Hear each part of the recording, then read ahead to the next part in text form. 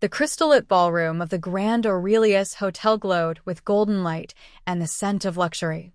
Near the sweeping marble staircase, a string quartet played softly as the city's elite stepped inside in perfectly tailored tuxedos and flowing gowns. Cameras flickered. Names traveled in hushed tones. Influence moved silently from conversation to conversation. She entered on another man's arm. Elena Vale looked impeccable as always. Her silver gown fit her flawlessly. Assurance was woven into every stride. Her fingers rested lightly against the sleeve of Victor Langford, tech investor, magazine darling, the man everyone believed she had upgraded to. Victor leaned close, smiling like the evening belonged to him. They lingered just beyond the entrance, allowing the room to take them in. Elena savored it.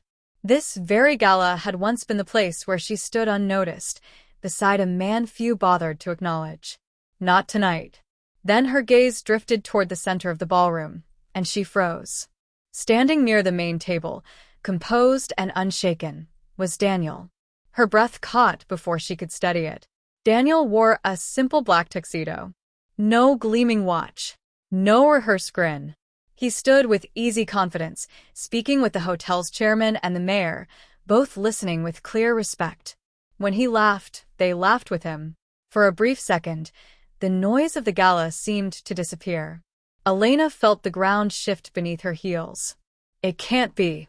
Victor sensed her sudden tension. What is it? He asked, following her line of sight. When he recognized Daniel, his smile flickered, just barely. You know him? Elena swallowed. I used to be married to him. I used to brush him aside. I used to call him steady, but forgettable. 3 years earlier, she had walked out of their modest apartment with packed suitcases and words colder than the night air. Daniel had been dependable, thoughtful, quietly ambitious, but not quick enough, not dazzling enough for her restless hunger. When Victor entered her life with private jets and grand promises, the decision had seemed obvious. Daniel hadn't pleaded. He had simply nodded once and said, I hope you find what you're looking for. She hadn't looked back until now. Whispers began to ripple through the crowd. Is that Daniel Hayes? I didn't realize he was attending. He's the one who funded the children's hospital wing. Right. I heard he just acquired Langford Dynamics. Elena's fingers tightened around Victor's arm. Victor, she said slowly. What did they mean by that last part? Victor's jaw stiffened. Excuse me for a moment. He stepped away, already pulling out his phone, the confident posture he wore like armor cracking for the first time. Elena remained where she was, suddenly exposed, the ballroom lights unbearably bright. Then Daniel turned. Their eyes met across the room.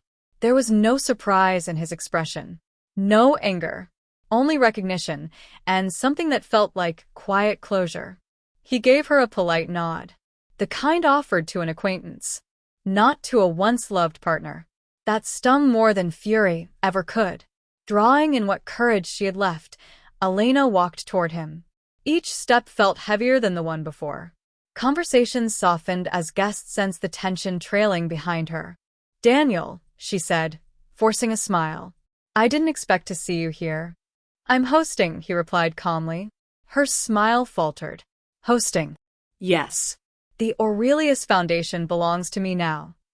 He gestured lightly around the ballroom. I'm glad you could come. The words were gentle, but they landed like a blow. I didn't know, she managed, her voice barely steady. I didn't publicize it, Daniel said. I learned a while ago that real success doesn't require announcements. Victor returned, his face tight with strain. Daniel, he said stiffly, we should talk. Daniel met his eyes evenly. We already have. My lawyers will finalize the board changes on Monday. The color drained from Victor's face. Elena looked between them as realization crashed over her in waves. The man she had left for being too small now owned the empire she believed she had married into. I didn't come here to humiliate anyone, Daniel said sincerely. Tonight is about raising funds, not revisiting old chapters. He turned to Elena one final time. I truly hope you're happy. She wanted to speak, to rewind the years, to explain, to apologize, to matter again. But the moment was gone. Daniel walked away and was greeted with applause as he stepped onto the stage. The lights centered on him, and the entire room leaned in, hanging on every word. Elena stood among the crowd, unseen. For the first time, she understood. She hadn't walked away from an ordinary man. She had walked away from her future. And tonight, she had been invited only to watch it shine without her.